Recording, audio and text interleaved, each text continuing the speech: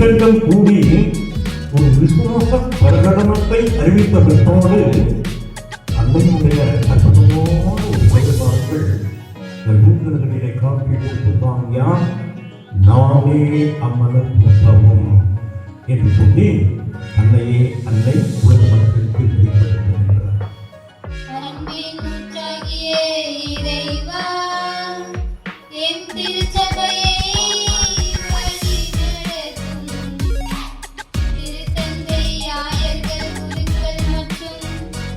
சகோதரிகள் அனைவரையும் ஆசீர்வதியும்.